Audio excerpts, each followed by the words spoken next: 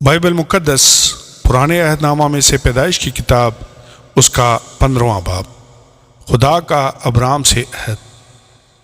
ان باتوں کے بعد خداوند کا کلام رویا میں ابرام پر نازل ہوا اور اس نے فرمایا، اے ابرام تو مت ڈر، میں تیری سپر اور تیرا بہت بڑا اجر ہوں۔ ابرام نے کہا، اے خداوند خدا، تو مجھے کیا دے گا، کیونکہ میں تو بے اولاد جاتا ہوں اور میرے گھر کا مختار دمشقی علیزر ہے۔ پھر ابرام نے کہا، دیکھ تو نے مجھے کوئی اولاد نہیں دی، اور دیکھ میرا خانہ زاد میرا وارث ہوگا۔ تب خداوند کا کلام اس پر نازل ہوا اور اس نے فرمایا، یہ تیرا وارث نہ ہوگا، بلکہ وہ جو تیرے صلب سے پیدا ہوگا وہی تیرا وارث ہوگا۔ اور وہ اس کو باہر لے گیا اور کہا کہ اب آسمان کی طرف نگاہ کر، اور اگر تو ستاروں کو گن سکتا ہے تو گن۔ اور اس سے کہا کہ تیری اولاد ایسی ہی ہوگی۔ اور وہ خداوند پر ایمان لایا، اور اسے اس نے اس کے حق میں راز بازی شمار کیا۔ اور اس نے اس سے کہا کہ میں خداوند ہوں جو تجھے کسدیوں کے اور سے نکال لایا کہ تجھ کو یہ ملک میراث میں دوں۔ اور اس نے کہا، اے خداوند خدا، میں کیوں کر جانوں کہ میں اس کا وارث ہوں گا؟ اس نے اس سے کہا کہ میرے لیے 3 برس کی ایک بچھیا اور 3 برس کی ایک بکری اور 3 برس کا ایک مینڈا اور ایک کمری اور ایک کبوتر کا بچہ لے۔ اس نے ان سبوں کو لیا اور ان کو بیچ سے 2 ٹکڑے کیا، اور ہر ٹکڑے کو اس کے ساتھ کے دوسرے ٹکڑے کے مقابل رکھا، مگر پرندوں کے ٹکڑے نہ کیے۔ تب شکاری پرندے ان ٹکڑوں پر جھپٹنے لگے، پر ابرام ان کو ہانکتا رہا۔ سورج ڈوبتے وقت ابرام پر گہری نیند غالب ہوئی، اور دیکھو ایک بڑی ہولناک تاریکی اس پر چھا گئی۔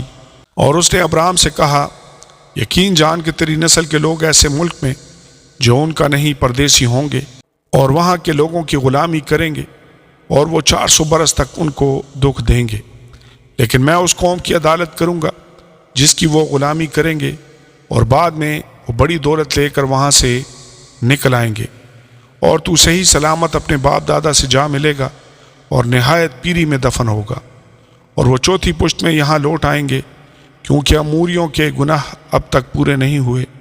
اور جب سورج ڈوبا اور اندھیرا چھا گیا تو ایک تنور جس میں سے دھواں اٹھتا تھا دکھائی دیا، اور ایک جلتی مشل ان ٹکڑوں کے بیچ میں سے ہو کر گزری۔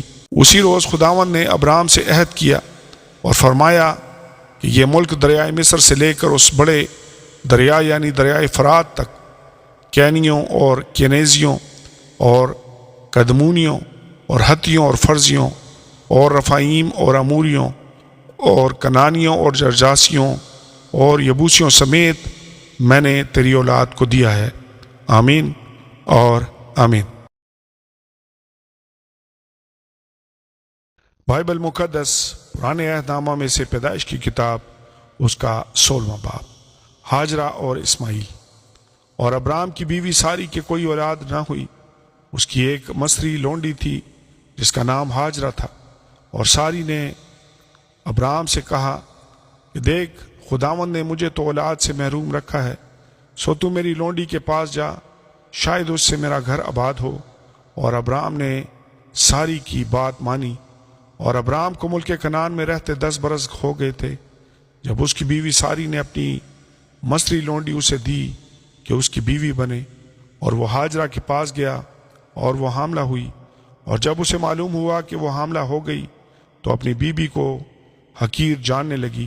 تب ساری نے ابرام سے کہا کہ جو ظلم مجھ پر ہوا وہ تیری گردن پر ہے، میں نے اپنی لونڈی تیرے آغوش میں دی، اور اب جو اس نے آپ کو حاملہ دیکھا تو میں اس کی نظروں میں حقیر ہو گئی، سو خداوند میرے اور تیرے درمیان انصاف کرے۔